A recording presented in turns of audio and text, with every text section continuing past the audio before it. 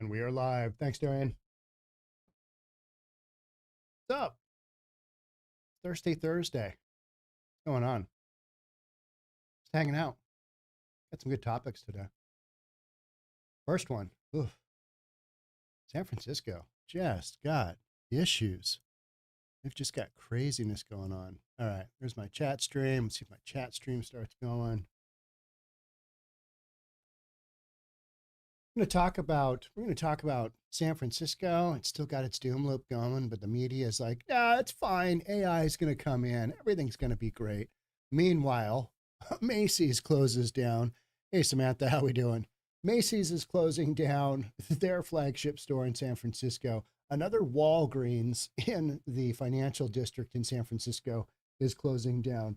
The biggest landlord in San Francisco is defaulting on $1 billion of debt. But, it's the media's fault for throwing San Francisco's commercial, under the bus. We're going to read about that.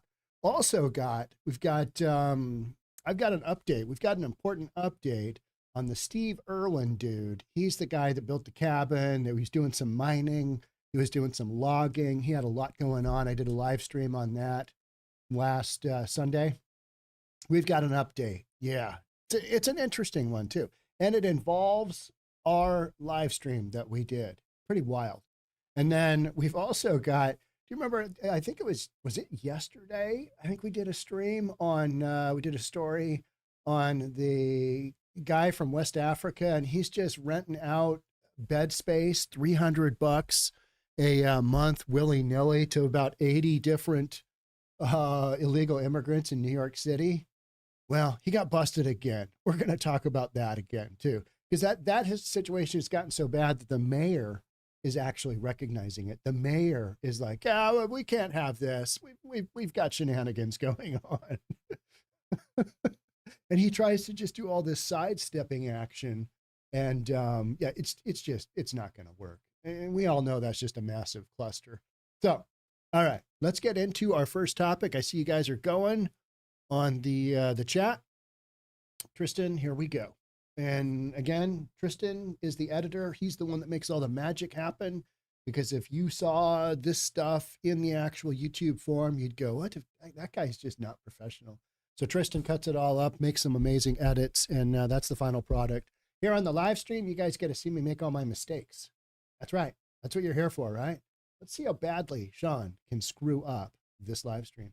Hey, we got this live stream going. I feel that's like, what is it? Showing up is 90% of the battle, something like that. I don't know. All right, here we go. Let's get this bad boy going.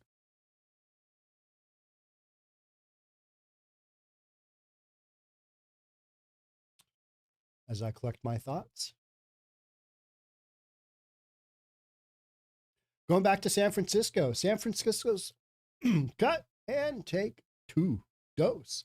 San Francisco's former biggest landlord, which is Veritas, it is now defaulting to the tune of $1 billion in debt. It's trying to sell off 762 San Francisco rent-controlled apartments. What's that going to look like? Who's a buyer for that going to be? Hey, are these located next to the poop emoji map? Time will tell. Let's get into it. Here we go. Crank this up. Yeah, so we're going to watch a little video because, everybody wants to watch a little video. Keep in mind, we're going to watch this video, but keep in mind, this is literally what's going down. This week, Macy's to shutter flagship downtown San Francisco store. I mean, that's one of the most iconic stores in America, right? Oh, it's Macy's, San Francisco. Taking my grandchildren there. My children were raised going there for Christmas, all that good stuff, all those family traditions. Not anymore. Macy's executive team is like, all right, yeah, this isn't making any money. And you got some crazy nut jobs running around and there's nobody shopping in downtown. So ixnay to Macy's in downtown. We've got another one that I haven't talked about much, but Walgreens closes San Francisco Financial District location. Seniors protest. You feel terrible for these seniors that maybe they're in walking proximity with their apartment. They've got to get a ride. They're dependent on somebody else to, get their medication. So when they close down, Walgreens, that's super critical. But you're having Walgreens, CVS, you name it is closing down because they're getting robbed blind, and you've got safety factors. So keep those two stories in mind. Macy's, Walgreens, been emptied out as we listen to this story. Let's play this story here.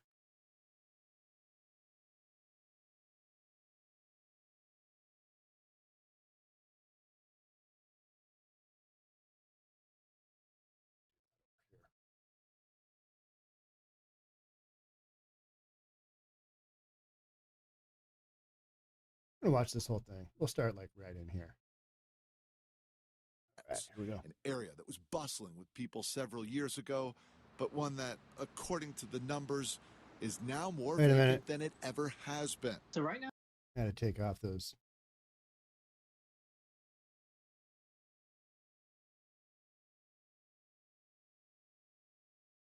Off. Closed. How's that? Back it up a little. Bustling with people several years ago, but one that, according to the numbers, is now more vacant than it ever has been. So right now in downtown San Francisco, we have a vacancy rate of a little over 35%, which is the highest that we've ever recorded in the. That is at 36 and change. This video is from a couple of months ago, and it's going to keep going up. History of San Francisco. Colin Yasukochi is executive director of the Tech Insight Center at CBRE, which focuses on the tech industry and how it affects commercial real estate. He says that office vacancy numbers in San Francisco were 3 to 4% pre-pandemic, meaning we've seen at least a 30% increase, and that trend may continue. We think that is a massive, massive jump. Other cities are more like in the 20% in their downtown core because you got that whole work from home thing still going on. That the vacancy rate will probably creep up some more in 2024, probably at least through the first half of the year, I would say. Agreed. Because there still are firms who are consolidating and reducing the amount of office space they have. The challenge still remains remote work and the city's reliance on tech as its largest industry. And those tech workers, they've been working from home for a long time. Many of those businesses are operating successfully from home. And while the Bay Area Council's Jeff Belisario says homelessness, crime, public safety, and all-around cleanliness are still the top concerns among current and potential San Francisco employers, he also says one thing is true. It's not a doom loop, right? The numbers don't necessarily suggest that. A doom loop would have high unemployment. Would have businesses running to other cities. That's not where we are. But we're not in a spot where we're thriving and succeeding, right? We're kind of surviving. We're trying to pivot away from the doom loop here. That's literally what we're doing. All right, so we've still got businesses coming in, but yeah, we got these other factors, and we just saw, you got the bipping going on, you got the poop on the streets, you got the crazy people running around that got cleaned up for 3 days when China leaders came in. I mean, San Francisco doesn't know whether it's coming or going. Surviving. While companies like Nordstrom, Cinemark, and Old Navy have closed retail locations in the city, Belisario says San Francisco business license data shows that overall, the city is no longer losing more companies than it's gaining. Still, though, retail vacancy rates have risen to above 18% in Union Square. Kazuko Morgan of Cushman & Wakefield closed. Says businesses are opening up, and good news is on the horizon. There are a fair amount of leases that have been signed that have not been announced. That will be probably forthcoming next year. We have a fair amount of tenants that are under construction. That's going to add to the vibrancy as well. Morgan says that workers going back to the office and more conventions would both help retail, but the positive image of San Francisco must also get out there too. Our biggest issue, I think, has been just the backlash with the media and throwing us under the bus, the city. You threw yourself under the bus with the way you ran the city. Nobody wants to go there. People don't, necessarily want to rent space where you're talking about. You weren't just thrown under the bus. This happened because you deserved it. And I think that's probably been one of the toughest things that we've had to deal with. When people, just everyday people go and take video of dozens of people running out of a store, and then all of a sudden you see Walgreens close multiple locations and CVS close multiple. I do think there's something to be said about there are actual problems. Yeah, there are actual problems, but a lot, those problems exist in every city, right? In every shop. How many other cities have a poop map, right? How many other cities have vocabulary developed for their criminal element? Bipping. Yeah. Well, none that I know of, not even here in Seattle. I mean, we've got problems, but they ain't one of them, right? Mall, even some of the best with the best security and, your classic high-end and luxury. Politicians have talked about the recent interest in San Francisco from artificial intelligence companies. Those we talked with said that while that is a definite positive going forward, those AI companies would take up only a portion of the millions of square feet of vacant space available. Fraction. J.R. Stone, ABC 7 News. So what I want you to take away from that is how the media tries to spin away from the fact that they've got some really hardcore issues that aren't going away anytime soon. And meanwhile, you've got this narrative out there that people are trying to, say this is the deal. And you're more like, okay, so then why is Macy's closing? Why is Walgreens closing? Why do we have these closings happening when you're telling us that the sun is blowing up the backside? Okay, all right. I mean, I'll listen to you, but the proof is in the pudding, right? Now you've got San Francisco's biggest landlord. This is a good one. Landlord downfall of the local downfall of San Francisco's one-time biggest residential landlord, Veritas Investments, continues unabated. Now, this story's been going on for a while. Looks like they started to default. Now they are defaulting. Now they're trying to offload assets, right? As they're selling off more San Francisco properties, this time 23 buildings with 762 rent-controlled apartments. We will admit to a little bit of schadenfreude, right? Schadenfreude, which is, I had to look that up. I didn't really know what that is. It is taking pleasure in somebody else's demise or somebody else's lack of success. They're having troubles. Ha ha, look at them. They're failing. That's what it is, right? At the financial troubles of San Francisco's former biggest residential landlord, Veritas Investments, as they took millions in PPP loans, despite being a $3 billion company, and their stubbornness led to the closure of the Heights Club Deluxe. But they may not be a $3 billion company anymore, as they started defaulting on $1 billion in loans last May.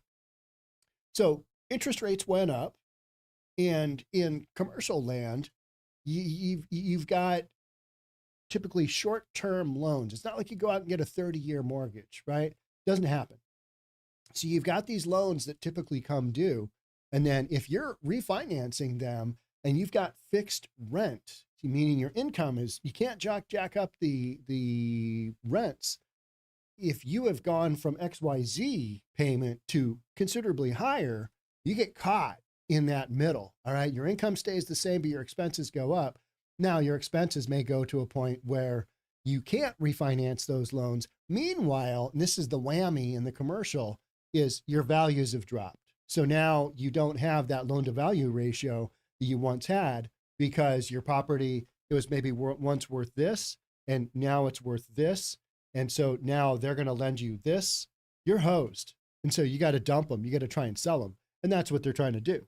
So they're selling off properties, but it's also an uncertain state of limbo for the tenants of those apartments. Oh, as tenant representative and Housing Rights Committee of San Francisco organizer Brad Hearn told the Chronicle at the time of the May default, the tenants have been told that Veritas isn't doing the soft story, the earthquake retrofit work, because they are in debt. There's probably a bunch of work that should be done to these older buildings. It's ongoing, right? It's typically always ongoing. And if you don't have the cash flow to do it, then you're not going to do it. So this soft story earthquake retrofit, that is not shocking. Not shocking at all. All right. Do you remember when Elon Musk was getting into it with one of San Francisco's finest supervisors? His name is Aaron Peskin. And Elon Musk, he had a 3-word tweet that I thought was super funny back when it was Twitter and not X. And it said, prison for Peskin. Prison for Peskin. Sorry. That's our guy, Aaron Peskin. He's talking about this here. He should be in jail. Hey, guy's just a Looney Tune. There's opportunities for the city to partner with affordable housing developers on small site acquisitions, opportunities to preserve affordable housing, plus keep people in their homes. COPA is a tool that can help. Talking about affordable housing, talking about programs in San Fran. You know, the more that you try and monkey the market, by that meaning, oh, let's buy this and we'll convert it into this and we'll use this taxpayers' money for this. You just can't provide enough housing units. And yet all these folks are like, we need affordable housing. When are we going to get to a point where people recognize in a super expensive city like San Francisco, not everybody's going to be able to live there? It's like all the illegal immigrants going to, and we're going to talk about that in just a little bit, all these illegals going to New York City, where the cost of a tiny, tiny studio apartment without a restroom, its own bathroom, is like $1,200. So there's this notion that housing for everybody. That's not a reality. And so all of these jokers who are, it's affordable, let's preserve affordable housing. Hey, there's a point at which in the marketplace you got to go. If I can't afford this, maybe I got to move. And that is so much of what is out there. There's so many rational and reasonable people that make that decision. But then there's other people who are like, I guess I can't, figure out a place to live. I guess I'll just start doing some fentanyl and I'll live on the streets and it'll be fine. I'll just expect the city to pay for me. And that does happen. It does happen. But this whole notion of affordable housing and taking a big segment of the marketplace, making it affordable housing, it's just, especially a city like San Francisco, has a massive deficit. It's just not realistic. So you got these supervisors that are, just, let's do this. It should work out fine. And it just doesn't, because their ideas, their opinions are typically just straight up shenanigans. I should do a story on it, but I don't want to give protesters any more coverage than what they already get. All right, we need a ceasefire in Gaza right now. It's 7,000 miles away and nobody's listening to you. We had that at Seattle City Council meeting on Tuesday. Had a bunch of protesters come in. We had the new president, Sarah Nelson. She is doing work. She's part owner of Fremont Brewing, who is partnering with Alaska Airlines to do a custom beer. It should be cool. It's got a 737 on it. All the doors are still on the image on the beer can. Don't worry. It's not one of those ripped off ones. But Sarah Nelson basically she shut the meeting down 3 times and had the cops come and arrest 6 protesters. These people are, they're protesting the fact that there are some illegal immigrants in Tukwila, which is, I don't know, a dozen miles south of downtown Seattle, 15 miles south of downtown Seattle. So there's illegal immigrants staying at a church in Tukwila.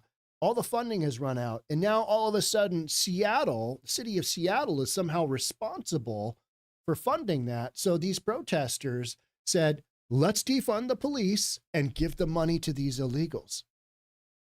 And the Seattle City Council has now kind of gone a little bit conservative. And so you had not only the president, you had another council member say, arrest them, get them out of there. So there's this big backlash going on here in Seattle. And that made some local news. And I told myself, I'll talk about that. But, you've got these ridiculous people that want to do things. And it's like, that's not even, you're protesting and nobody's going to listen to you because you're talking about, cause and effect that aren't relational. You can't make that happen. Just like the migrants going to New York City and expecting to have housing and pick up jobs where they can afford housing with their families. It's just not a reality. Affordable housing in San Francisco, flat not a reality. Here in Seattle, not a reality.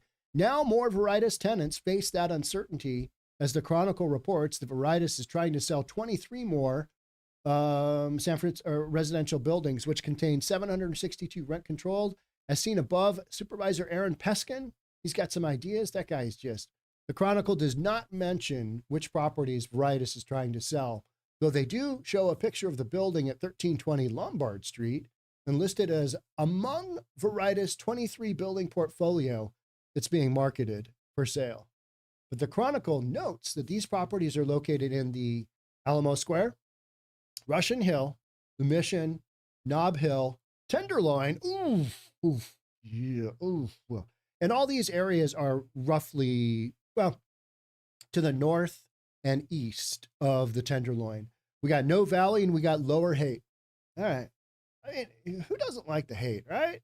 Although it's changed wildly, but back in the day, the history was there. It was all just a bunch of liberal hippies running around, right? Just, let's get high and sing some songs. We'll see how this goes. So funny. But the Chronicle obtained a brochure marketing these properties, which refers to them as the neighborhood collection. I was thinking through this part. All right, so how do you sell these? All right, don't do a walk around in the neighborhood. Don't do a neighborhood review. Maybe buy these sight unseen. Hopefully you haven't been to San Fran, and hopefully you haven't been to these neighborhoods. Although, you know, Russian Hill, Mission's got some tough stuff. Nob Hill, pretty nice, right? Tenderloin, oof, yeah, no. Lower Haight, okay. So it's a mixed bag, right? It is the neighborhood collection. That's how you sell it. It's a collection. Look at the cash stream, the cash flow. Don't look at the poop emoji map. Don't look at that. Don't focus on that. Why do you have a poop emoji map in your neighborhood? Well, because so many of the homeless, crazy people take a deuce on the sidewalk, and we gotta know where that is so people don't step in it. So we can get some cleaning people out there. Located across many of San Francisco's more desirable and very difficult to access neighborhoods, the Neighborhood Collection presents a compelling opportunity to acquire a portfolio of high-quality, single-family rental housing that would be virtually impossible to replicate via one-off acquisitions. That is true. That is true, because when they bought these, the market was absolutely tanking in 2007. It was the Great Recession. So that's when they bought them up.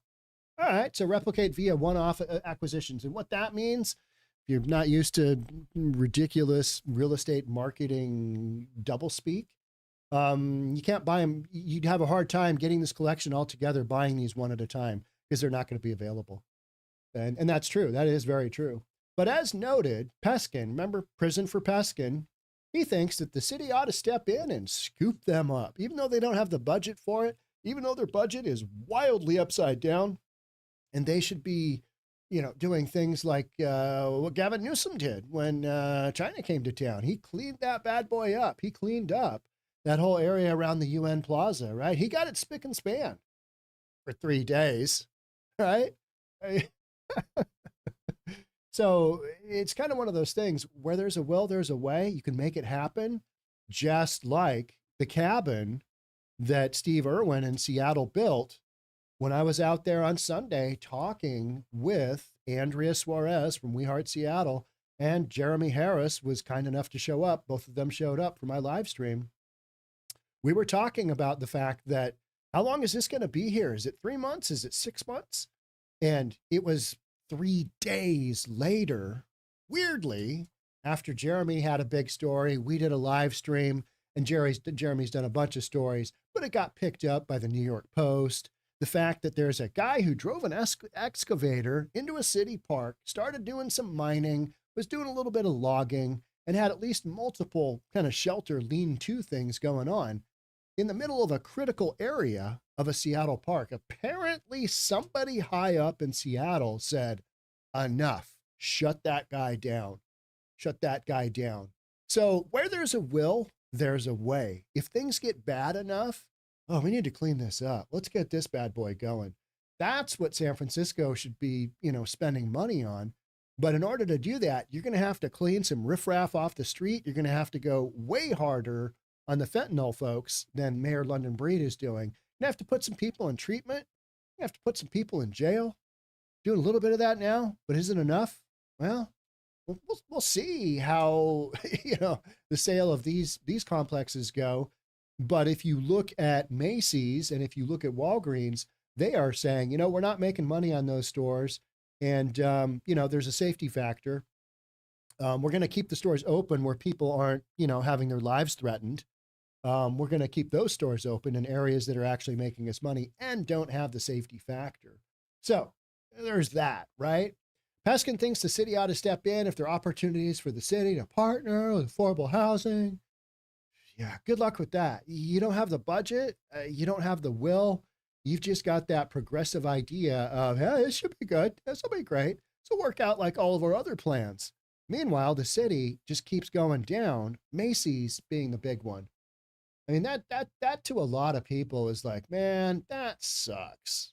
Because Macy's is just such one of those multi-generational type deals that, people experience in the holidays and they go shopping. Maybe you get your, that one cool outfit for school, the next school year, something like that. Go shopping there for Christmas. Does Macy's sells the Frederick and Nelson Frango Mint Collection. Frederick and Nelson was an epic store back in the day. Kind of real fancy, and it was around until I was in college, and then it shut down. I think it went banco. Is that right? And it got bought out. I can't even remember. But Frederick and Nelson, Fredericks, that was the store to shop at until it wasn't. So we've got, but that seems unlikely, talking about prison for Peskin, telling the Chronicle, we should just buy it up for affordable housing. Housing is right for everybody. That's where, I think everybody should have a roof over their head. But if you can't afford it, then it's a matter of figuring out your budget and where you need to be. And what has happened in so many big liberal run Democrat blue cities is they've constricted the supply to the point where these things are just so expensive, nobody can afford them except people who make bank, right? We're experiencing that over and over and over. So people are heading to Texas. People are heading to Florida, where you've got more land to spread out, and the developers are doing just that. So it seems unlikely as the city grapples with a budget deficit. There's that reality coming back. That reality is just, whoosh, prison for Peskin right there on the backside. Yeah, there's your reality. It's not going to happen. Yet it's almost a form of poetic justice, as Veritas became San Francisco's biggest landlord by scooping up other struggling landlords' properties during the 2008 recession. It's also a sign of the shifting economic winds. It used to be location, location, location. Now a lot of people say now it's timing, timing, timing. You got to time your buys. You got to time your sells. One of the biggest buyers of the San Francisco properties Veritas is onloading is Brookfield Properties, who themselves are one of the partners that surrendered the former Westfield Center Mall to its lender. We covered that. They were from, where were they from? Somewhere in Europe, I believe. I can't remember where they were. They were not a U.S. based entity. And they basically said, Brookfield Partners basically said, we are dumping all of our U.S. assets, Westfield Center Mall being the major one. And they literally gave the keys back to the lender and said, here you go. Good luck with that. All right. Peace out. We're going overseas. We're going back home. You deal with this how you need to deal with it. So literally the entire mall not only went into default, went back to the lender. Imagine being the lender getting that one back. And that was literally the mall where we had the 400% increase in the human feces in the escalator. It kept happening. You had more and more people. Mall could afford less and less security, more crazy people coming into the mall, taking dumps. And, what's that smell? That's not great. And we all know it's there and we all know it's happening. So you've got this narrative of what I am seeing a lot of right now in San Francisco is AI is going to help us. AI companies coming in. They are going to be, the saviors of San Francisco's commercial office space. And when you think about that, those are the guys that can all literally work from home because they're just, head down on a computer all day long. They know how to network virtually. I mean, that's literally what they do. They create artificial intelligence, and, video conferencing is, something that you just take for granted in that position. So they're not going to need a ton of office space, in my opinion, from what I know. I mean, you're going to have people working all over the world for these companies. And maybe you have a small headquarters in San Francisco, but gone are the days where you took out, you got a 60-story skyscraper and somebody takes out 5 floors. Gone are those days, because now maybe they need half a floor, because these big companies, Amazon just recently, they basically said, all right, we've been harping on you. You got to be back in the office 3 days a week. Yeah, you can pick those 3 days a week. We don't want to give you those. But what they're saying is that if you aren't in the office, if your ass isn't in the office at least 3 days a week, you may not get that promotion. So they are tying time in the office at the physical structure to the individual's ability to further their career. Let's see, I want to work at home a lot. Do I want to get a promotion? I'll make that decision.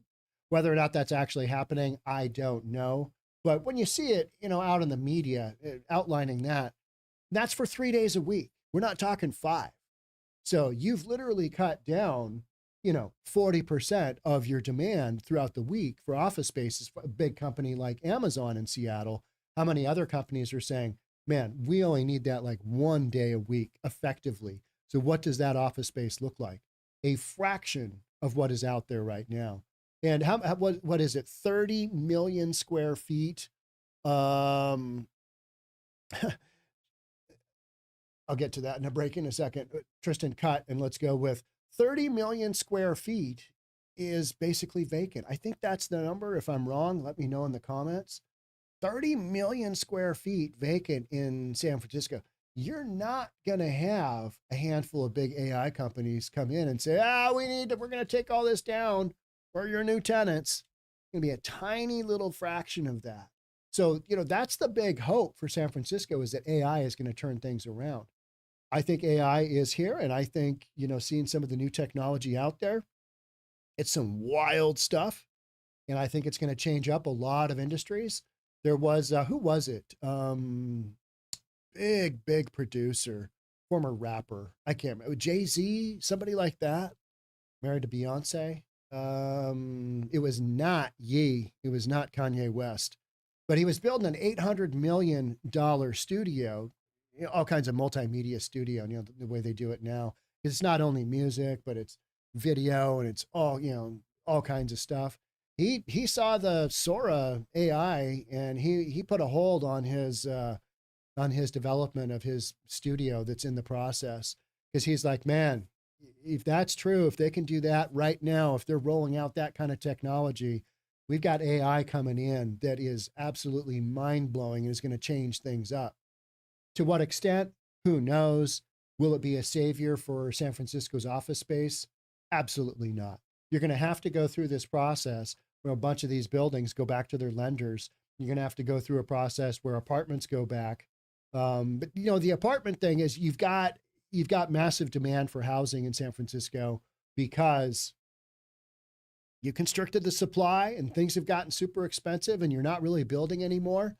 Kind of like Seattle, outside of Seattle, it's just, things have been constricted. And so you've continually got this big demand because of employment. It's not going to change overnight. So things are expensive, and AI is not going to help, make a huge dent in this problem. And, turning this stuff into affordable housing, good luck with that.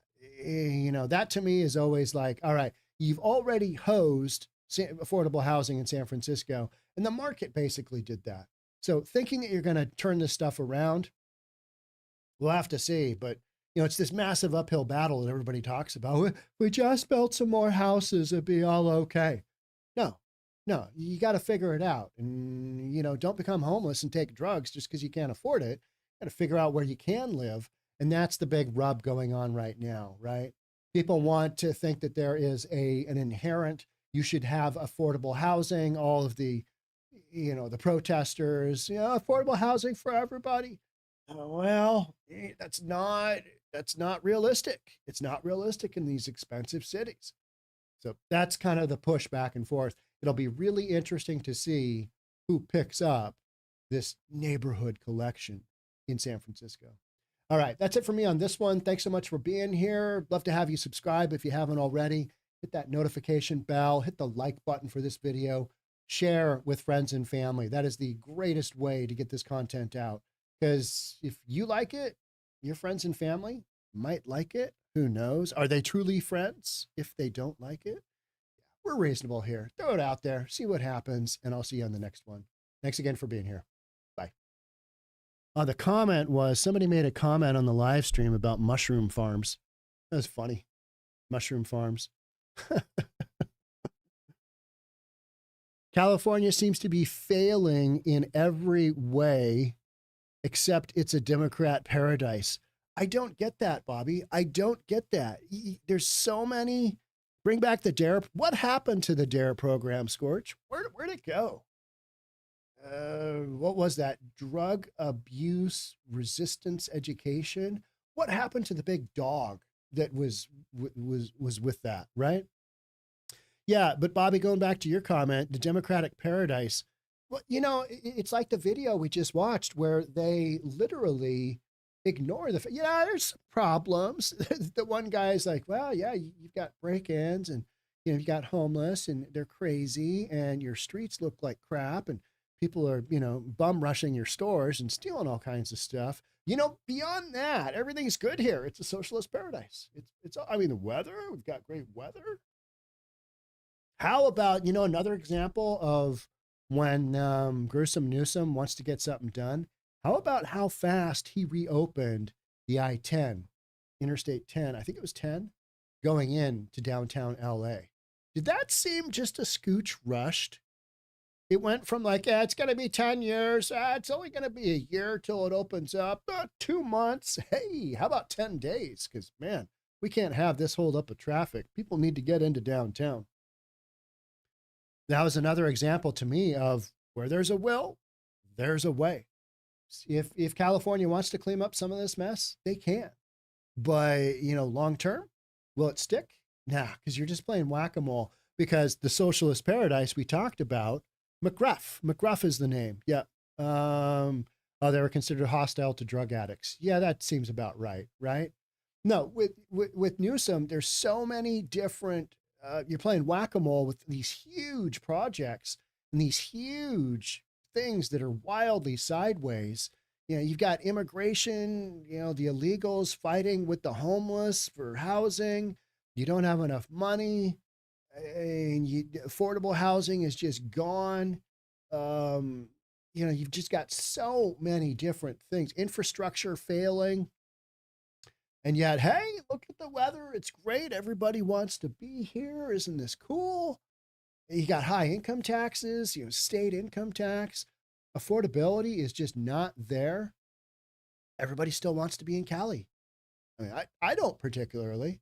I want to go visit San Francisco because I want to be able to, I want to take a long weekend and just, look at that building. It's for sale.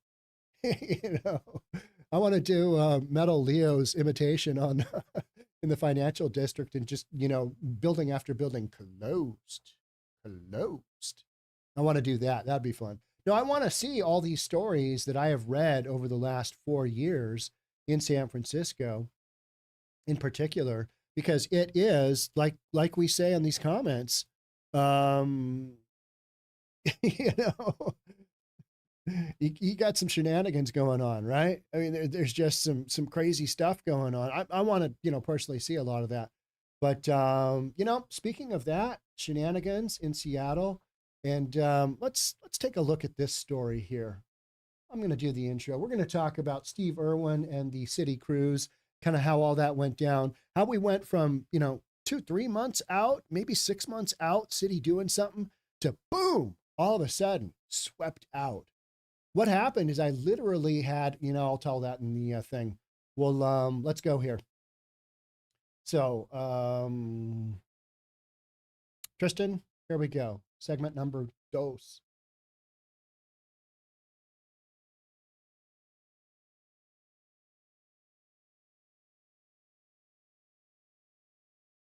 Nobody saw this coming, especially Steve Irwin. Tristan, cut. Let's go to take two. We've got a big update here in Seattle. Crews remove a cabin and makeshift mine that homeless man Steve Irwin had built and was occupying in a critical area of a Seattle park. This is an update to that. Seattle crews went through and cleaned it up. Yeah, this happened just after a couple of big stories broke. It went international. Daily Mail covered it. New York Post covered it. Let's get into it. What happened? Here we go. So I had a text on yesterday in the morning from Jeremy Harris. He's the Como reporter. And he said, "Hey, you got to call me when you get a chance. You got an update." And I'm like, "Oh, okay, it's an update." And he was literally over there, and we're gonna watch the video. They were clearing out the park.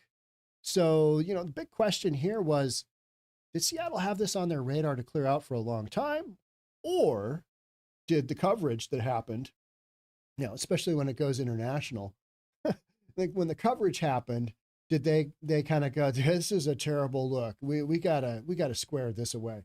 Let's watch this video. We're gonna take a look at some pictures, and yeah, let's do this. This is from Jeremy Harris's story yesterday. Okay. Developing at 6, the city of Seattle has shut down a growing homeless encampment where a man built a cabin inside a park and claimed that he was mining for gold. City crews finally stepped in after weeks of concerns from neighbors who said the man was destroying Dr. Jose Rizal Park. Como's Jeremy Harris is live at the park tonight. And Jeremy, you've been reporting for months about the damage from this encampment. Well, and Molly and Eric, the park stewards here think it is going to take years to undo the damage that has been done. There was a homeless man living here. He claimed he had permission to build a cabin and also to mine out the hillside, all while bringing in beer kegs, appliances, and a lot of debris. Today, the city finally said, enough. They have beer kegs in both hands, but today was no party for work crews who had to haul out an entire homeless encampment from Dr. Jose. I recognize all of this garbage. That the pallets were where he was going to build his original foundation. The cover deal, that's where he had this separate area up by his mining that the guy was carrying up to the garbage. Rizal Park. They've taken down the cabin, which was really something. We took you into this encampment on Friday, where Stephen Irwin claimed he had permission to build this cabin and dig out this area where he claimed he was mining the hillside. With the encampment now cleared, you can see the damage that's been done to Dr. Rizal Park. This is where all the vegetation and trees have been cut down and cleared to make paths. And over here is where the guy told me that he was going to dig out the hillside to search for gold and diamonds. That's a really good shot of that's the open pit right there. So he had, literally, it was a pit. It's a pit. And he had it kind of, the outside, just like you'd see in an open pit, just small scale. He was going for diamonds and he was going for probable gold. I've seen so many comments. Is there gold in the Seattle just foothills? Does somebody say there's gold? No, there's not. That's the thing, right? That's the thing. There's no gold. I did see his collection of stones that he got from this area, and they're normal stones. We'll get into that some more, though. For gold and diamonds. I have been impressed by his sheer audacity. Craig Thompson is a volunteer park steward and for months tried to get the city's attention about what Irwin was doing. The amount of damage that is done is truly considerable. Irwin was arrested in October for digging up the hillside with an excavator he took from a nearby construction site. But he came back to the park and followed through on his plans to build a cabin. Once again, when you're on methamphetamines, you can do amazing things. I don't know about amazing, but I get what he's saying, right? So many people are like, that guy's on meth. Yeah, clearly he was. I mean, that's why he had, 10 different projects and he was mining in a city park. Remember, this is the guy that brought the excavator into a city park and just started, digging out his foundation. He wasn't mining like the, who was it? It was a New York Post said that he was mining with the excavator. No such luck. Yeah, I mean, this is Seattle. We've got limits of our debauchery here. Who knows, right? And so I have a feeling that was one of the contributing factors here. This was yesterday Irwin morning. And his camp now gone, Thompson hopes the city will be more firm in protecting the park and not playing the same game over and over.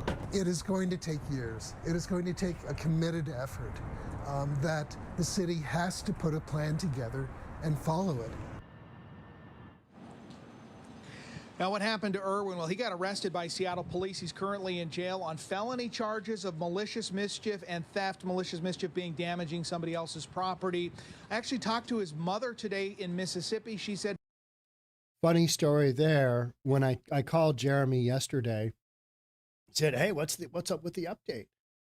Did Steve Irwin's mom reach out to you on Facebook? And I was like, I don't think so, but I don't do a lot of Facebook. I don't really look at it. Now she reached out to me and I talked to her. She was watching the live stream we did on Sunday.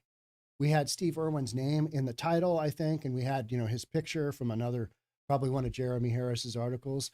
But Steve Irwin's mom, this is the first time in years that she has heard that she knew her son was homeless somewhere in Seattle, but she's like, I watched the whole live stream. So that was pretty wild. That somebody in Mississippi is watching the live stream that we did and is seeing their kid living in a cabin, doing a little bit of logging, doing a little bit of mining. Yeah. And so we'll just finish this out. that the family had cut ties with him several years ago over his drug use, and she told me she hopes that he will get treatment and eventually get on a path to recovery. Reporting live at Dr. Jose Rizal Park, Jeremy Harris, Como News. To be sure, Mary. So I reached out to look at some of these pictures. This is just craziness here. It's cleaned up. Man, and so literally they must have started at like 6 o'clock in the morning, and City of Seattle just went to town.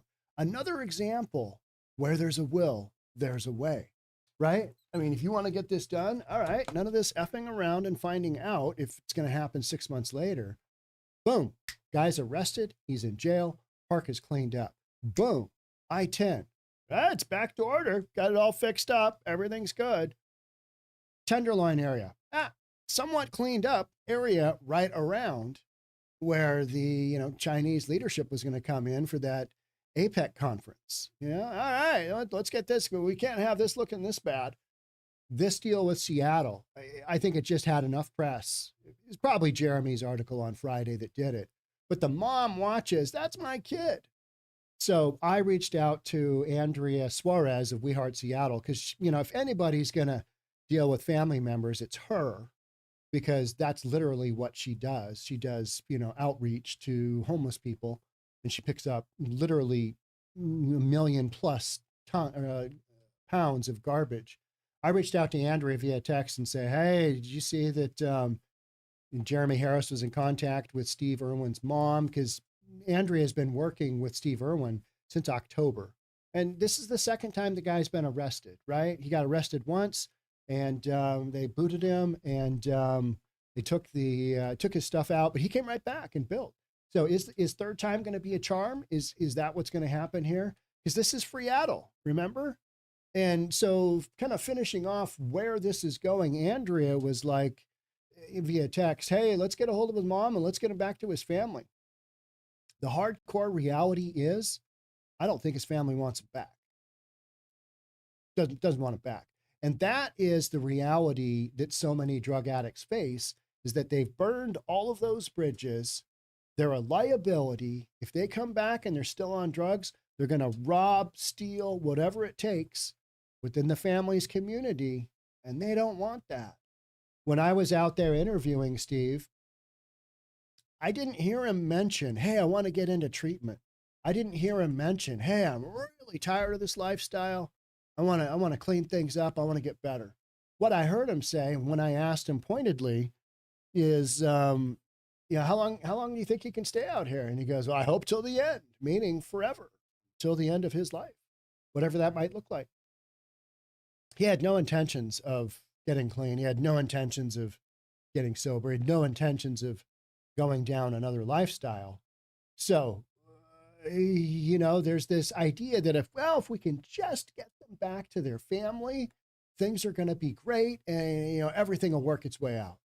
Oftentimes the family doesn't want them back. The reason that they're homeless in a city like Seattle, when they came from Mississippi, where Steve is from, is they've been basically ejected from hometown. Don't want you. You're a liability. You're not a good person. Deep down, there's probably a sober person in there that's okay. But the way that you're acting right now, none of us want anything to do with you. Get the F out. And then, without somebody being willing to go down the road of, getting things sorted out and squared away, you can have all the help in the world from an Andrea Suarez, but it's not going to go anywhere unless that individual wants to get treatment. And that is where the rubber hits the road in Seattle and Portland and San Fran.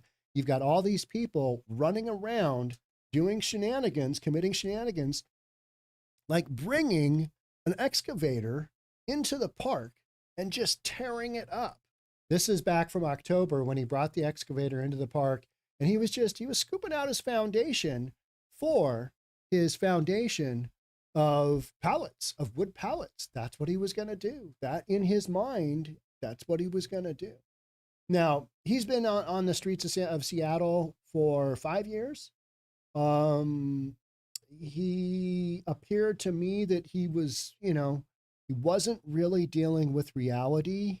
So much of what he said, kind of had these ideas, but, Meth Addict's Garden has a lot of things in it. And by that, I mean his park here, because he made it his own park. Let's be clear about that. He literally had an outhouse area. We showed that in the live stream. He had a toilet lid, and it was a pit toilet, right? Like you see up in the mountains. And every now and then they'll clean it out. Up on Rainier, they will literally, the end of the season, they will haul out the big blue containers that are just filled with urine and human poop. And the helicopter will just carry him off the mountain and take him somewhere to dispose of them. Because on the mountain, it doesn't go away. In the forest, it doesn't go away. It doesn't just, it's be fine. It'll just work its way out. He had a pit toilet in a park. So he wasn't mentally in a place where he's making good decisions. Let's just put it that way. Let's just say that, right? All right, let's get back to the original story here. I think there's a few other things. So literally the crew, city workers, they can clear out these areas like that. But they've got so many areas of the city that they're always doing anyway that it's a priority thing. So what triggered this one? I don't know. Was it the fact that New York Post is titles like this: Seattle removes homeless man Stephen Irwin's ticking time bomb? Andrea Suarez said that. Ticking time bomb. It's a ticking time bomb. And it was concerning. I watched the live stream. I watched a little bit of it. And, I had this expression on my face after I left the cabin and I was walking away to the north. And it was because the stuff in there, it shouldn't be in there, especially not in a forested area. I mean, guy wants to blow himself up. All right. Maybe take some others with the fire. That's just, that's horrific. You got this ticking time bomb cabin and gold mine in public park. Now, Seattle leadership might have seen that and said, yeah, this was here on the list. Now it's boom up there. Boys, let's go. Let's clear this bad boy out. And they must have had a crew of, Jeremy would know, he was there, a dozen guys that were just hauling stuff out. They, had guys, down the hillside, and they would literally hand up a keg, hand up a whatever, because that was pretty steep hillside. City work crews went into Dr. Jose Rizal Park Wednesday morning to remove a cabin and sprawling encampment that a homeless man has built over the last few months. Stephen Michael Irwin continues to claim he has permission to build the cabin in the middle of the park, despite being arrested when he took an excavator from a local construction site and began removing trees in the park in October. He's also recently removed trees as well. We saw them, and he's chopped them up and he's using them as cabin, which is all just 100% gone. The only thing that is left, and I thought was interesting, is he had taken some 2x4s and nailed them to a tree.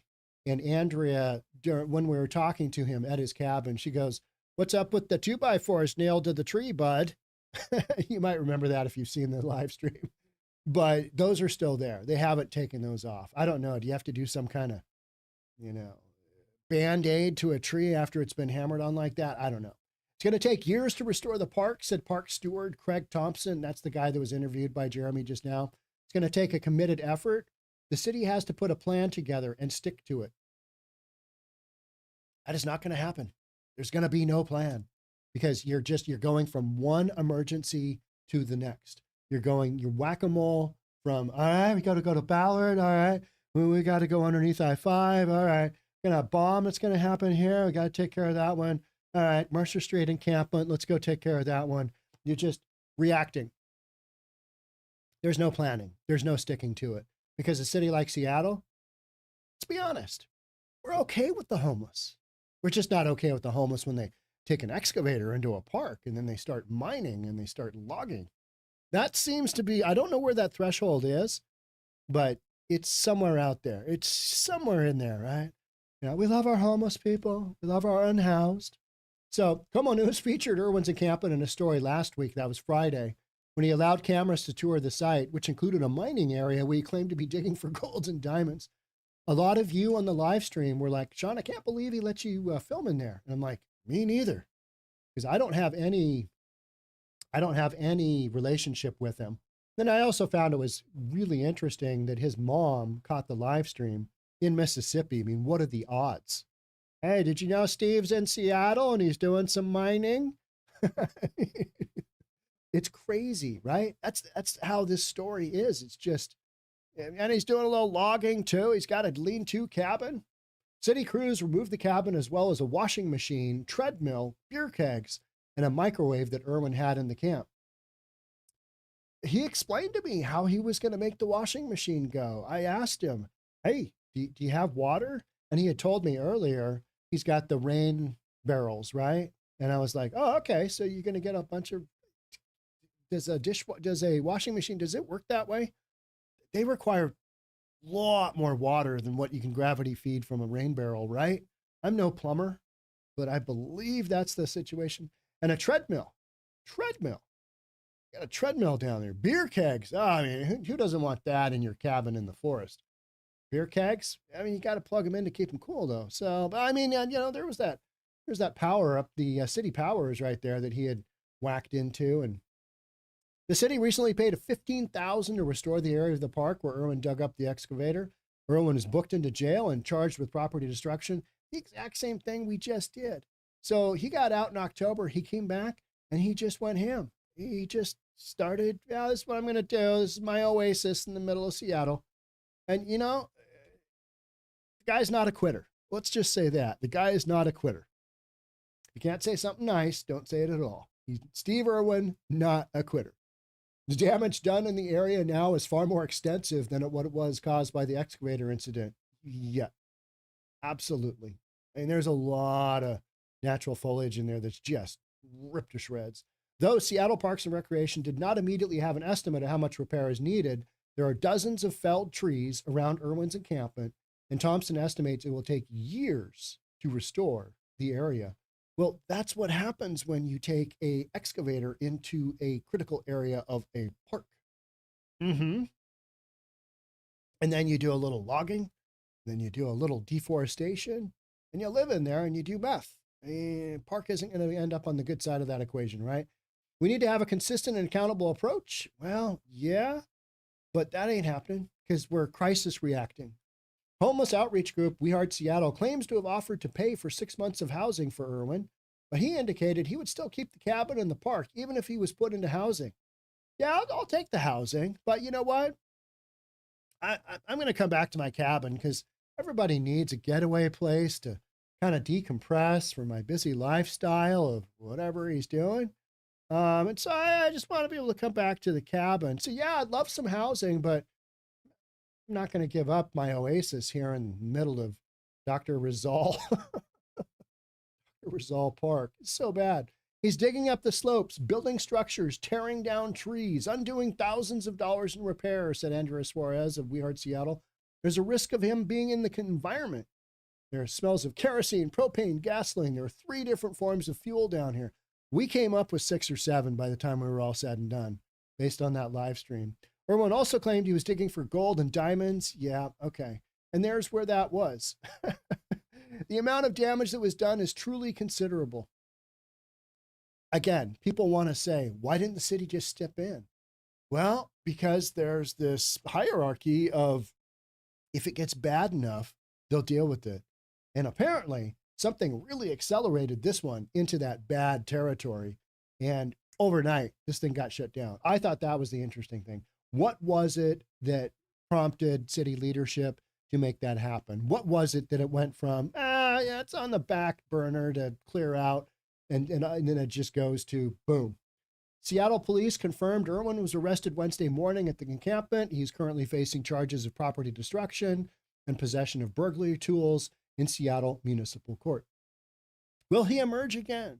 The Seattle mining man, will he make a reappearance? Who knows?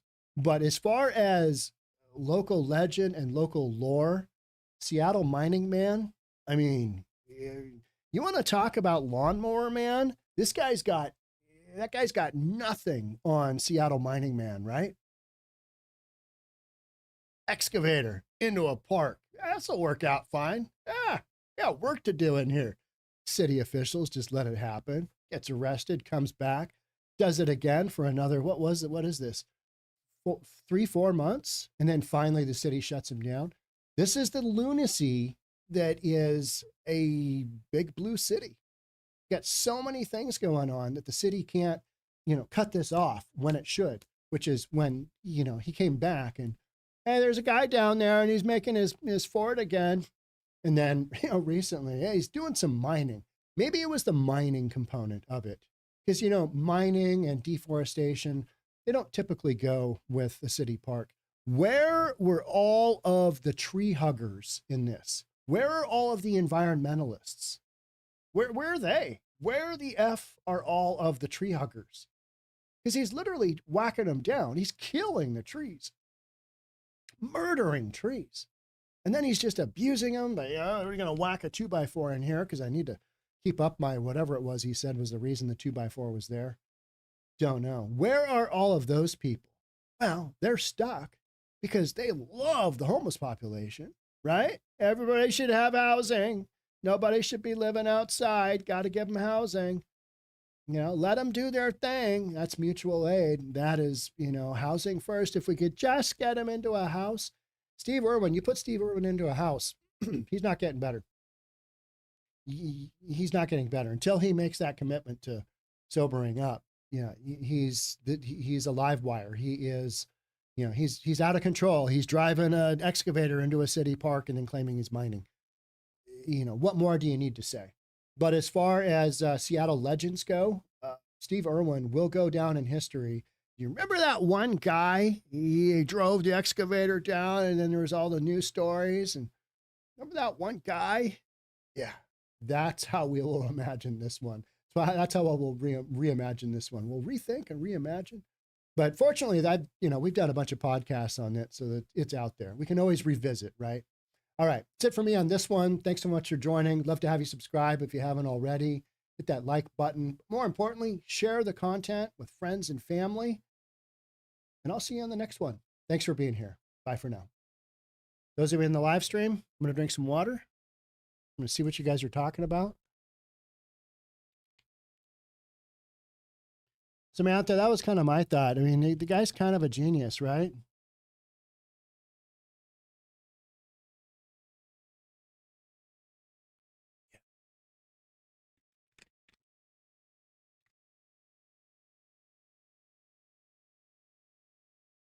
When you're in a conservative majority state, the whacked out drug addicts get dealt with much faster. You know, that is so true. And where I saw that and where I've seen that, and I didn't really realize the politics, but in San Antonio, even though it is a very liberal city, because it's in a more of a red state, you just don't have the same kind of thing going on there. Where that exception would be is in Austin, Texas. So super red state, but you got a real blue city. You've got homelessness because, you know, it kind of comes down to who's running things. In Oklahoma City, you know, I've showed you that. They've got a couple of homeless people. They do not have, you know, homelessness just running unchecked.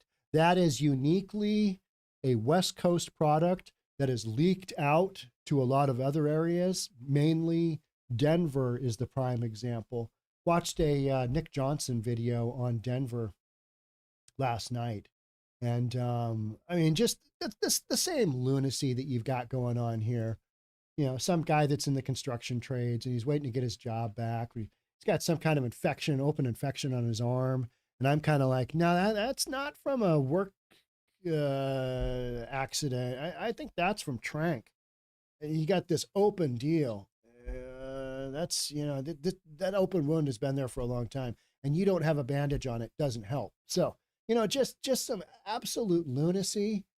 And when you open the Pandora's box to let that into your city, you know, Steve Irwin's been there for 5 years. That guy could be mental for life, right?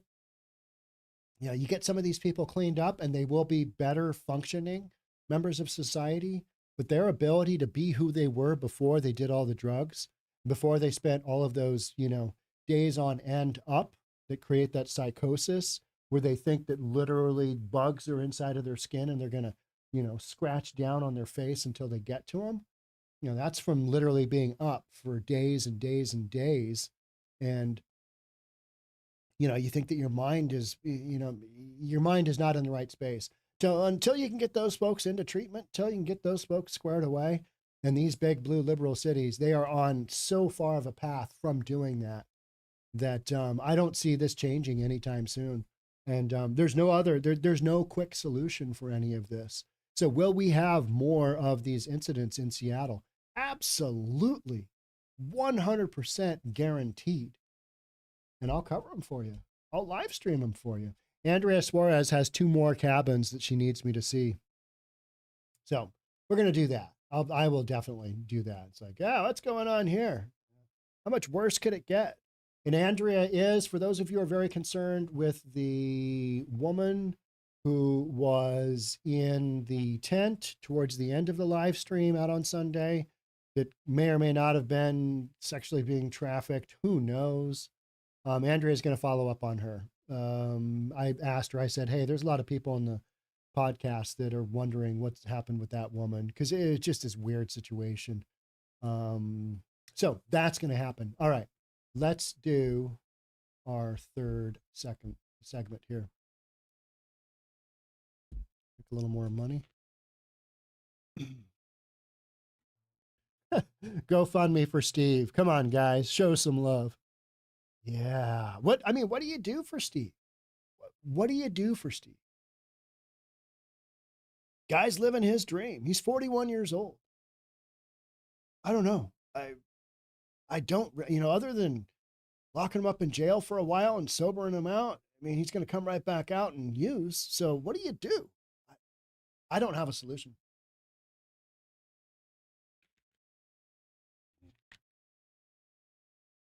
Yeah, you're in Tulsa, Chief Keith. Yeah, same deal, right? You've got homeless, but nothing like you're seeing in Cali or Portland or Seattle or Denver, where it's just take him out back. Yeah. I mean, if he's going to be stealing from the community and if he's going to be driving an excavator into a park, some might say, hey, you got to come to terms with what's good for society. And, you know, allowing people to just run off the rails is not good. Speaking of off the rails, let's get into this one here.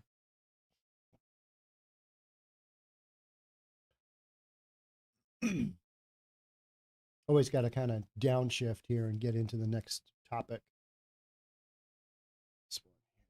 Okay, I'm going to watch that.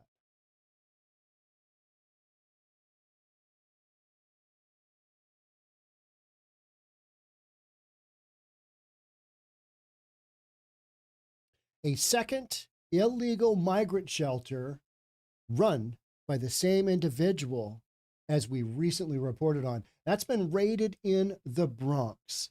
The guy who took his furniture store and used the basement area had up to 80 illegals living in the basement area, charging them $300 a night. He had a second location, and it just got busted by the cops as well. Let's get into it. Here we go. Yeah, this guy, yesterday I was talking about, hey, this guy's crying. This guy's crying, but he's not crying tears for the illegal immigrants that have been kicked out to the sidewalk. He is crying because his $24,000 a month in revenue stream has disappeared. It went bye-bye. Now we come to find out he's got another spot with like 45 people in it. This guy was doing work. He was doing some business. He was going for it. You know what? Let's watch a little video. This is pretty good because we're going to hear from Eric Adams in this. Let's go here.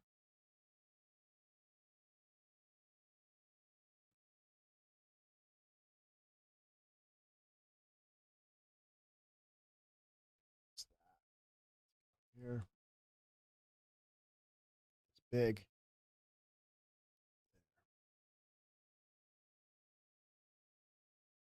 74 migrants total would alternate turns, sheltering in the Queen's basement, sharing the small space and beds. Until recently, when notice to vacate signs were plastered at the back of the building, where migrants would park dozens of e-bikes as they slept overnight. A neighbor filed a complaint over the e-bikes being a fire risk, which led to the migrants getting kicked out of the store. The furniture store owner received 2 violations for running the unsanctioned migrant shelter, but the owner stands by allowing the migrants to stay, expressing the hardships each one goes through. Some migrants who were sheltering in the store say they now try to sleep in the subway station as they scramble for shelter. They don't want to go. They don't want to go through that again because it's like this morning most of them called me. They said what they've been through is they have never been through that last night. They've been through hell last night trying to find a place, to stay. And they were fine. We were fine. We were just, doing what we have to do. 65,000 asylum. Doing what we have to do, charging them $300, calling it a donation. Guys making bank. So, you got a ton of this going on right now. Asylum seekers are currently in New York City's system, receiving services and housing. While that's a big number, it's only a fraction of the more than 180,000 migrants in the city. The majority of them are in need of basic necessities as they await court dates and a backlog of asylum claims. The shortage of housing, Mayor Eric Adams says, is a pain point that is only going to get worse as the growing demand further shrinks the city's supply. We have an inventory issue in the city, and people should not be living in unsafe environments. We're going to do our job to investigate them, give them the appropriate shelter system. But the reality is, with 180,000 people entering the city, also looking for housing, over 65,000 currently in our system. If we don't build more.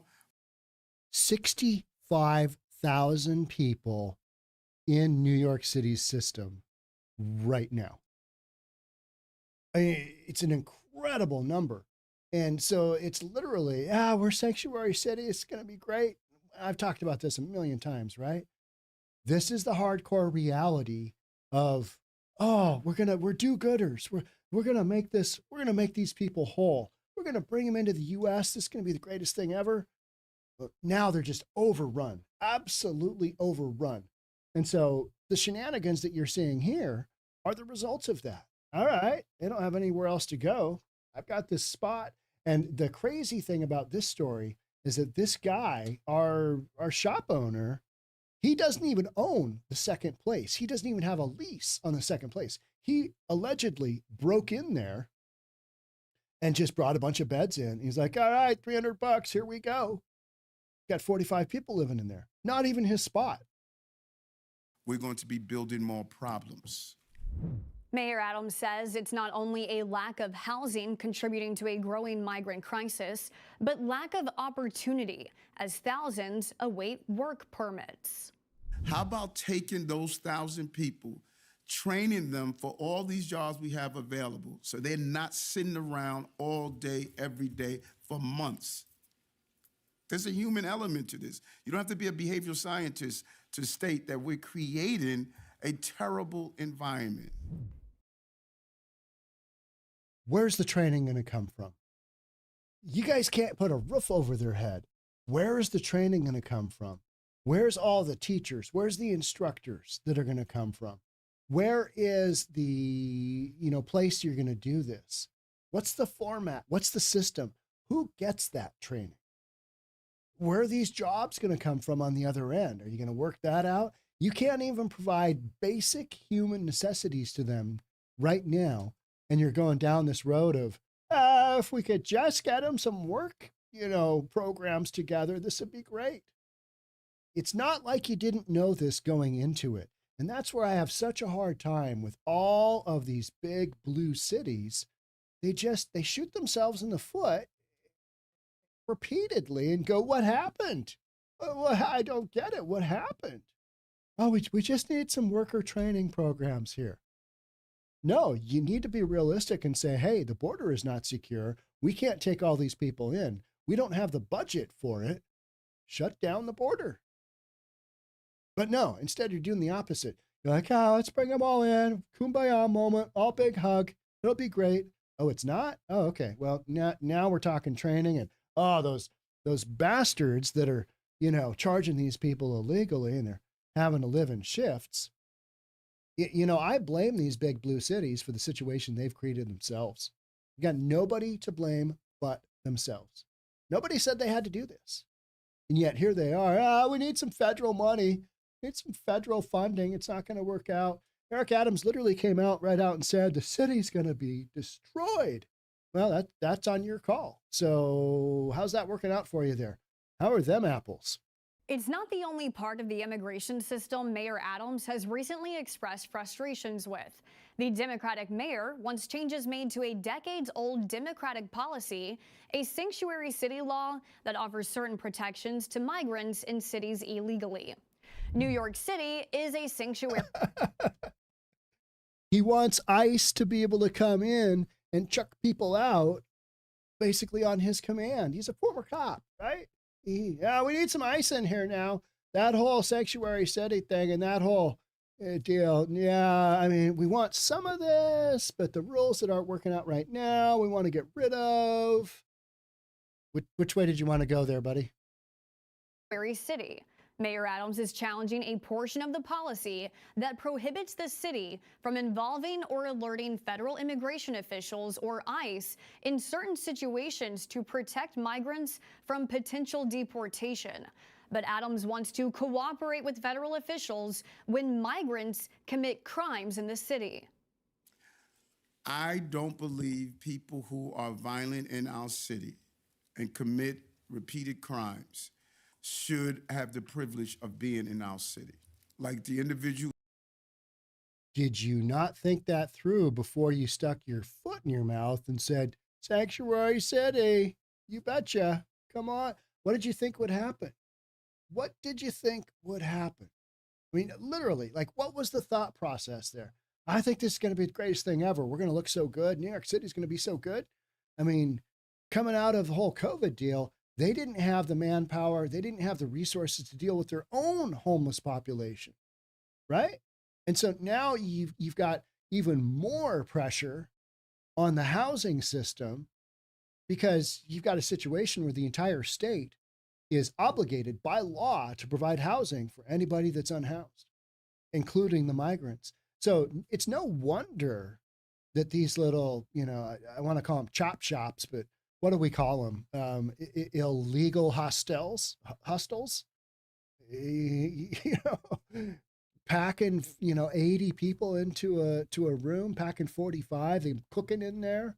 I mean, I understand people need a place to stay, but that's why you've got to have the ability to, have a system, have a method with immigration. Right now, it's just a free for all. The term that I've seen recently is that Customs and Border Protection is literally offering Uber services to the illegals. And that makes a lot of sense. Uber services. Where would you like to go? Which migrant shelter can I take you to today? That's literally what Customs and Border Protection is doing. All right, you made it into Estados Unidos. Bienvenidos, right? Welcome. Where can I drive you? And then we'll have our migration center put you on a bus and take you wherever you want to go. They're kind of more your travel agent. Would you like to go to Chicago? Would you like to go to Denver? Would you like to go to, where would you like to go? Let us help you. Let's do this. Who did a serious crime and then got out and went and assaulted and did a robbery. You don't have the right to be in our city and tarnish those overwhelming number who are here following the rules. This week, we told you the majority of Americans believe illegal immigration is a very serious problem, according to a new Monmouth University poll. You can find our report at san.com. The poll's release comes as President Biden and former President Trump will be at the border on Thursday, the root of the crisis that is felt all the way up to New York City. Because Governor Greg Abbott has created a situation where they are forced to deal with it, right? They're just forced to deal with it. What happened? Sanctuary City seemed so epic for a certain period of time until it wasn't. What is going on with the border? Why is President Biden going to Brownsville? Well, he can't go to Eagle Pass because, Trump was there. Trump apparently did a little bit of research on this. Trump apparently announced, and then Biden had already had a trip planned, but then he announced after Trump did. Trump is going to Eagle Pass, which is run by Greg Abbott. Brownsville is a more friendly territory. Let's just say that. It is not overrun with Republicans, even though the city of Eagle Pass, and that's what some of the major rub is, City of Eagle Pass is 92% Hispanic. So it's a Democrat run. The mayor is Democrat. The mayor is absolutely, we do not want Greg Abbott and his state police and his National Guard to be overtaking our park. Their City of Eagle Pass is like, no, go ahead and just let them run train up through our city. 22,000 the week before Christmas. Run that train right through our town. And, 22,000 in a city of 28,000. That's how big Eagle Pass is. I'm sure that was fine. I'm sure it was, it's just, you got this craziness. But with Greg Abbott basically controlling that city park, Trump's going to go in there. And Trump's been to the border a bunch. He's been to the border a bunch. This is our fearless leader, Sleepy Joe, ice cream eating Joe. It's his second time to the border. And he's only going there now because it's gotten so bad and it's such a big deal. I think one of those guys should have gone to the Tucson sector. That's where it would be more effective. But I think Trump is going to Eagle Pass because he's going to meet up with Greg Abbott, and they're going to have a big, they're going to rub each other's back. You're doing a good job. You are too. I'll vote for you. I'll support you. They're going to have one of those kind of moments. And meanwhile, leader of the free world's going to be off looking for ice cream, doing God knows what in Brownsville, because there's not much of a story there. There's very few illegals coming through, and there's more coming through Eagles Pass. But Tucson sector, that's where the story is. That's where all the action is. Furniture store owner was housing migrants at a second store location in the Bronx. Doesn't that just sound like it'd be fine? It'd just be fine. Charles Bronson in the Bronx. That was a good movie. Sources said Wednesday, 2 days after authorities shut down a similar housing operation in his Queens shop. He had that furniture store. You can check out the podcast I did on that if you so choose. Members of the city's Department of Buildings, DOB, and the Fire Department in New York, they were on the scene of Abu Sar's shop on the East Kingbridge Road in the downtown area of Fordham Wednesday afternoon. The Fire Department and Buildings Department told Pix 11 News that they found 45 beds at the two-story commercial building, 34 on the first floor, and 11 beds in the cellar, tightly packed together. Now, is there any other way? Pack them in like sardines. It'll be good. It'll be fine. Around the beds, inspectors found e-bikes, space heaters, hot plates, extension cords, according to the Department of Buildings. The fire department reported an illegal conversion of the basement at the Kingsbridge Road location, and this was unbeknownst to the owner or the manager of the building. Imagine you roll up to your building and you're like, huh? Who's in here? Now, our dude who's from West Africa, and he's hosting mainly people from Senegal, he claims that he was paying $7,000 a month, $7K a month. Yeah, I'm subleasing, something like that. The building department issued a vacate order for the store due to hazardous, life-threatening conditions, lack of natural light and ventilation, and severe overcrowding. How much of this is going on nonstop right now? Hundreds and hundreds of these operations. I mean, what could possibly go wrong? Do you think there might be a fire at some point in time? Kind of like the main concern was with Steve Irwin and his cabin, his mining and his logging operation and his multiple accelerants in said wood frame structure with the nylon tarp on top. I mean, do you think at some point in time somebody might drop a hot pad and, ignite something and you got 45 people in a room? Yes, absolutely. That is guaranteed to happen at some point. It's a matter of when, isn't it? Just a matter of when. About 60 people were being charged $300 a month to live at the Bronx store, according to a complaint filed. A migrant living at the location told Pix 11 News that around 50 people were staying there. The people inside were vacated and referred to city agencies for assistance. The building's landlord was hit with 2 violations for failure to maintain the building and occupying it against city regulations. It sounds like it's vacant and the guy just took advantage. He just knew. He's in the area. He knew. All right. Shh. Nobody will know. Just going to do this. Get out the hammer.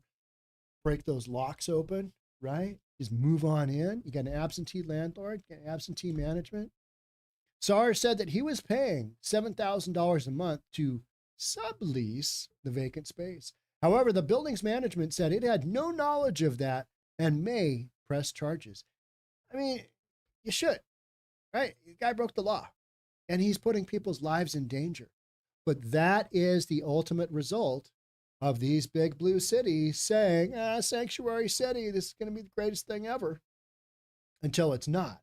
And then all of a sudden, you know what? We'd like ICE to be able to come in and selectively take some of these really bad hombres out. And, this just isn't, this isn't fair. Authorities were initially called to the Bronx location to investigate a complaint for an illegal conversion. I wasn't going to call because I knew this is what would happen, but I knew someone was going to call because it wasn't a good look. No, it's not, said Marsha Brown, a worker at a neighboring business. Officials on Monday found dozens of Senegalese migrants in the basement of the Queen's business, his wholesale furniture. The fire department responded to the building due to a complaint about e-bikes. So we've seen that, right? I'm getting a little concerned about all the batteries on the e-bikes. They're all, up against my building. Around 40 beds were discovered on the ground floor and the cellar. Backyard of the building was filled with what appeared to be delivery bikes. Somebody said that their window basically got covered up. They couldn't see out. And that's where they're like, hey, what's going on out there? What's going on in the back? Saar told Pix 11 News on Tuesday that he was charging migrants $300 a month to live at the Queen's Furniture Store. He said most of the migrants are from Senegal and that he was providing them with breakfast, lunch, and dinner. You know what? I have not heard that part of it. I didn't know that they were cooking in there. I know they had some food of their own, but I had not heard he was providing breakfast, lunch, and dinner. We've got differing stories here, right? We've got information that may or may not be sheer shenanigans. They're my people. I have to do something about it. So I started taking them in. Sar tearfully said, if he said, hey, you know what? I wanted to make a buck and this is my way. I'm going to help these people out and I'm going to make some change here. I'd believe that. But him being all tearful, they're out on the sidewalk. Yeah, you were making $24K a month off that one location. Well, I mean, there's that, but yeah, you got to look at the big picture, Sean. You can't be focused on money all the time. This guy was for sure. Those were tears of just, oh my gosh, I'm losing all this money. That's what that was. There goes my Ferrari. Not going to have my Ferrari. After the second makeshift shelter was busted Wednesday, Sar told Pix 11 News he is not housing migrants at any other locations that we know of. What do you want to bet? There's story number 3. Well, I said I wasn't housing any, but, can I just have them in there for free? You were still charging him $300 there, Sar. Yeah, I know. That Ferrari was calling me, though. When asked about the situation during a news conference on Tuesday, a member of Adams' administration said that there is a housing problem in New York City. Really? Huh, didn't know. Had no idea. Did you think of that before you declared yourself a sanctuary city? Uh-huh. How's that working out for you? Not great. But also defended the city's handling of the migrant crisis. This bad boy, before the election is over, you're gonna have some wild shenanigans go on. Because like we said, 160, 180,000 illegals in New York City. You're gonna, based on that alone.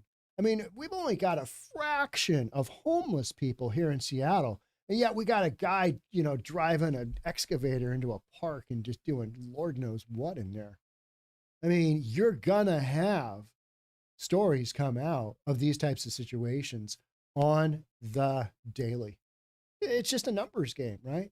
And we knew it going into this was a numbers game. And as the weather gets better, as we start to enter spring, and that Tucson sector gets even hotter, that San Diego sector gets even hotter, you're going to have more and more people, West Coast, Best Coast. We'll see how that goes. Denver already just wildly overrun. I mean, you're going to get more people to Denver for sure, whether it's 200-300 a day, who knows? But in that Tucson sector, you're going to be 1,000, 2,000 people, 3,000. And then before you know it, just like Eagle Pass was last December, 4,000 in a day, 22,000 in the week before Christmas. You're going to see that, some version of that, probably not to that extent. But with the election coming up, you've got these presidents, let's go to the border. We'll just see what's going on. With that going on and with the likelihood that Trump could possibly win, I think you're going to have a lot of people throw that Hail Mary and, F it, maybe this is our time to go. And you're going to have a massive run into the United States. And these blue sanctuary cities, they're just going to, we're seeing what's happening. We're seeing literally in real time how this goes. And, saying that there's a housing crisis. Really? Thank you for that insightful clue there, Sherlock. All right. That's it for me. That's enough ragging on people who deserve it. But these guys do deserve it. It's like, you got what you asked for. Now you're complaining? No, you're going to have to take the beat down from some ridiculous guy in Seattle. All right. That's it for me on this one. Thanks so much for being here. I'd love to have you subscribe, do all that good stuff. And I'll see you on the next one. Bye for now. Live stream people, we're going to take a peek and see what you got going on.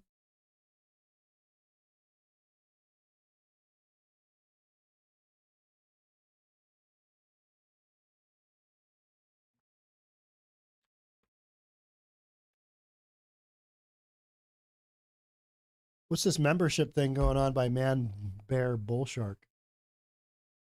That looks like some nonsense there.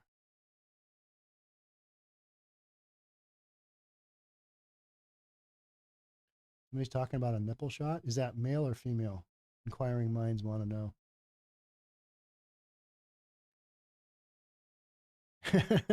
Eric Adams would allow jackhammers to blast at all hours of the day and then complain that nobody can sleep. Got a situation like that. Where is that? Somewhere here. Oh, it's Ross. Got the Ross Dress for Less is blasting loud music, but it's on the Blade, one of the worst streets in Seattle downtown, Pike and Pine on 3rd, and they're blasting loud music all hours of the day, and the local neighbors are like, we're going crazy. The jackhammer, that is the worst noise, isn't it? It's just relentless. Let's see what else we got here. Eric Adams is forward thinking as a Neanderthal. Yeah, it's true. He just, how is he mayor? It's shocking. How in the world did Let's Go Brandon Johnson? How did that guy get elected? Yeah, brain damage. Yeah, damage. Eat ice cream in warmer weather. Samantha, maybe that's why he's going to Brownsville. I mean, it's spring. Somebody, who was it? Oh, it was my fine friend at somewhere in Eagle Pass there, north of there. And he was saying it's 95 here today and sunny. Like that is, for February, that is hot, smoking hot. Here in Seattle, yesterday it was probably 45 and raining. And the day before we had some rain and snow mixed in. All right, you guys, I'm getting hungry. I got to go eat some lunch. And then I got to go meet the plumber at my house. I mean, a new hot water tank put in. Mine failed and flooded one of the bedrooms, but that's a whole nother story. It's all under control. Well, mostly. But yeah, I got to pay a bunch of money and I'll get a hot water tank. I'll be able to wash my dishes again, do some laundry. Life will be back to normal. Be great. No, I've got other places I can do all that stuff. So thanks for being here. Thanks for being on this live stream. I will catch up with you in the next one. Not sure if we'll stream tomorrow, but we'll be releasing those videos. And I'll let you know when I'm going to stream for go over to those 2 cabins that Andrea Suarez is talking about. So if I don't see you, have a great weekend, and I'll catch up with you in the next one. Bye for now.